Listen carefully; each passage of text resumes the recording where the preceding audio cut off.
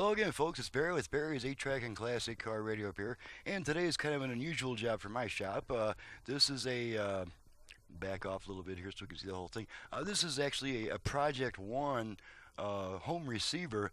75 watts per channel, nice little receiver. Not a very popular one. I didn't see too much about this on the internet, but it's a cool looking thing, and this will be a pretty limited test, and I'll just mention briefly that I normally don't take in like major overhauls on big home receivers like this, because it's just with my classic car radio repair operation and the 8-track stuff going on.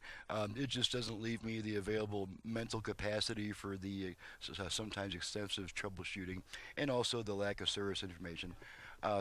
But if you can ply me with the hope of simplicity, then I can usually take in smaller jobs.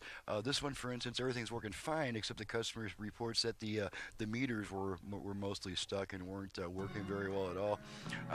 And so these meters, they're kind of a crapshoot. They have very delicate parts. They actually have movements, and some of them even have joule movements, which if you look inside a watch, you're going to see two or three things that are pretty similar looking to what's inside of a little meter like this. So it's such a delicate thing with such tight clearances that in a lot of cases you just can't fix them. And so I was successful with 2 out of 4, and by a strange mixture of meters, I was able to kind of get this whole thing going here. So I'll just kind of briefly explain what I did here. This one comes from Larry in East Peoria, Illinois. Thank you, Larry. And let's get a zoom going on with this thing here. All right, this is our tuning meter, and that was actually working, I'm pretty sure. It may not have been going down. I think it may have been stuck, like maybe a little past half mark there. But at any rate, so that's going good too now. We've got our FM0 center meter, which was working, but it was pointing a little bit to the right. So I kind of fixed that a little bit. So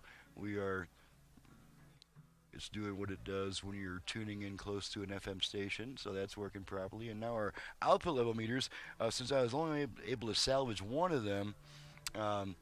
Of course, that would have looked pretty ugly to have 2 different types of meters in there. So I actually got these 2 meters out of one of those little Radio Shack output level meters, and they actually don't look too dissimilar from the originals. And the shading is very equal. Between the 4, the fact that the way that the light diffuses through the backs of the meter casings worked out pretty nicely, and so we're just going to make sure that they register.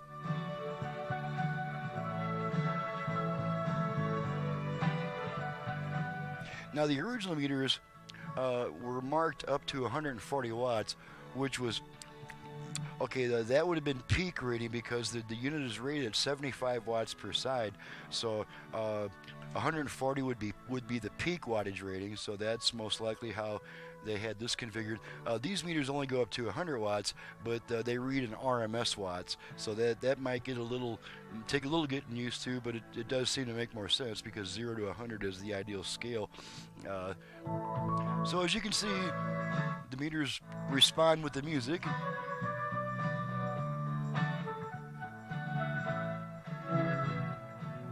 And mercifully, that's all there is to test on this unit, because everything else was already working, and the customer knows that. Just do a quick balance from left to right, left, right.